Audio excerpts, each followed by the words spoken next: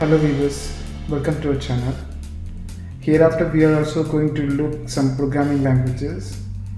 At first I'd like to focus something on emberjs. It's a single page application. It's being widely used across the world. It has some nice concepts in it. So first we'd like to see what is single page application. So when you open a page in the browser, it makes a request to the server, and servers provides the page, and the browser renders the page. So when you click on any of the page in the link, so it actually makes a request to the server, and the server actually sends back a new page, and the browser renders. So this is called actually server-side programming language, such as PHP, Java. Whereas as a single page application, it loads the whole page into the browser, and the page, when you're trying to move from one page to another, it doesn't refresh actually, but in order to fetch the data, it actually makes a request to the server, and server provides the data. This is how the single page application works.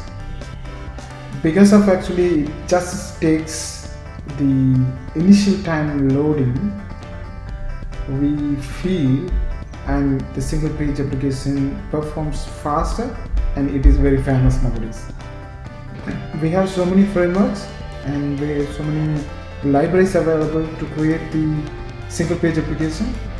At first we will see how we can create a single page application using emberjs. To see the emberjs application, we need to set up in the computer. It's just a quick one, though I'd like to actually explain it, and I'd like to go step by step. We also look into the other frameworks, but we will see one by one. So let's see how we can set up the environment.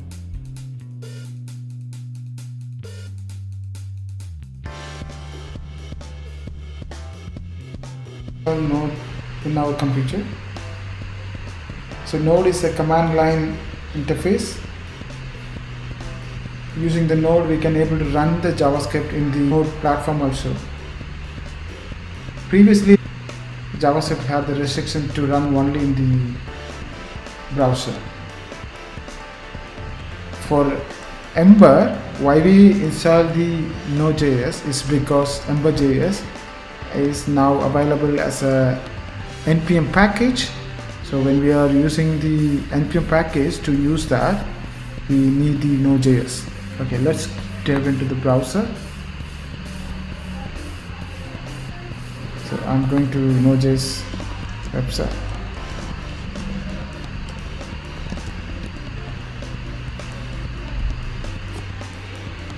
So we can see like a LTS and current one. It's always best practice to use the LTS one because they are a stable one. Depends upon the OS and the computer you have.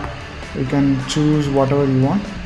I have Mac OS, so I have downloaded my package, and I'm just installing now.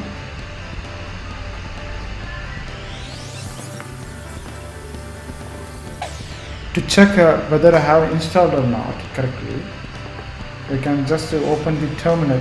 So for my computer, I have installed item.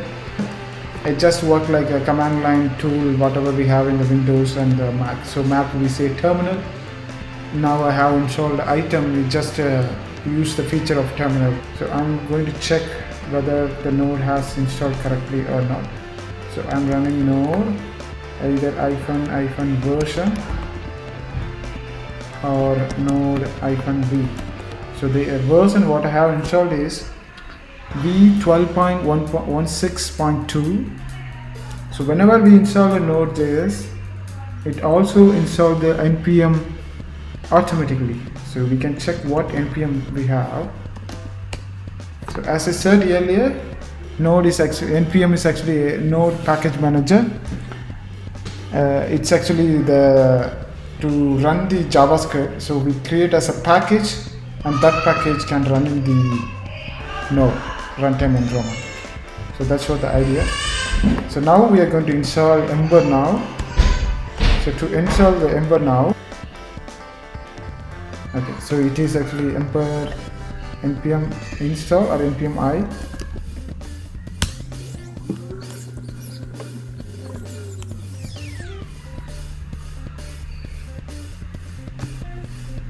Okay, I have installed Ember application. We can see the version now, something like this, ember-v or ember-version. So both are similar, just it's a short term. So nowadays everything comes with a short term like that. So in Ember, I think the Ember is the one who introduced the command line interface. So when you do this, it automatically creates a folder with all necessary files. In olden days, you have to create a folder and you have to create a file, router, component. It was so hard. Whoever creates it, they'll create in their own structure. But now it forces a specific the folder structure. It imposes a rule like how developer has to follow to create an Ember application and work on the Ember application. So to create an Ember application, what I'm doing is I'm going to the particular folder.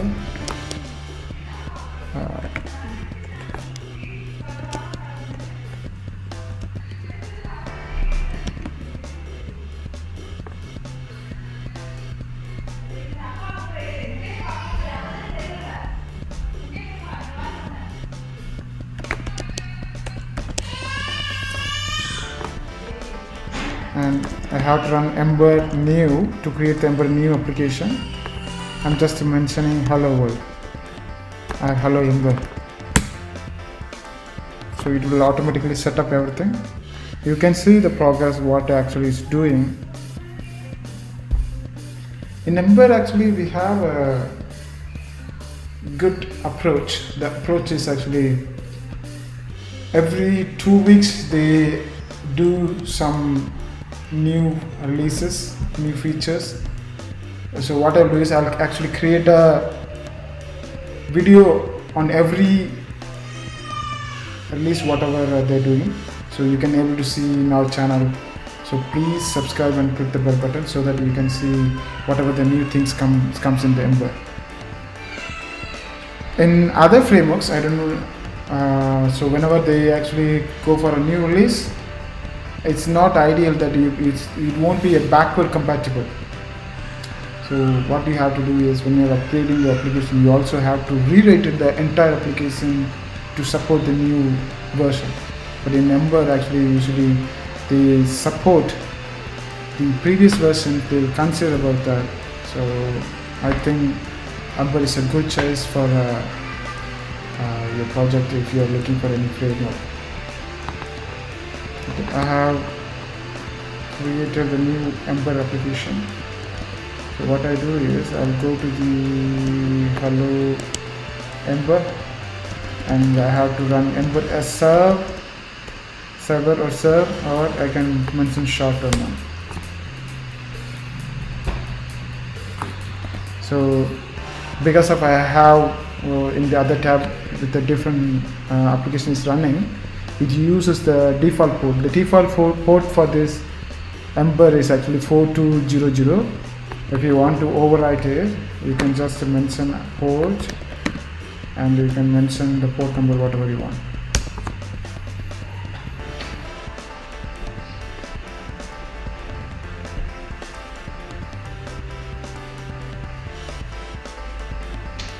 So at this process what it does is it creates 4 files, vendor.js and the application name whatever you are mentioning .js and the CSS file for the application and for the vendor if you have.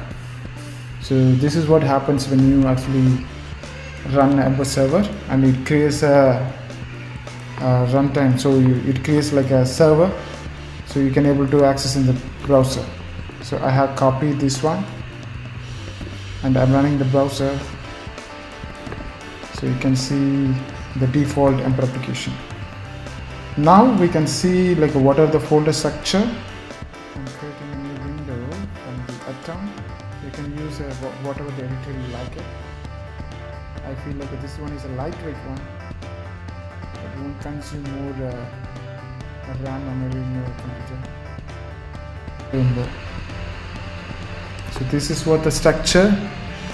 So it will have default components folder, controls folder, helpers, models, roots, styles, templates, and config. So it will have the index.html and the public folder test. The test also has the replica of the test cases, whatever we are writing in the top, and we have the vendor folder and these files. So in the next tutorial, in the next video, we'll see what are these files and how it works, why do we need these files, and we'll go further on. Thank you for watching.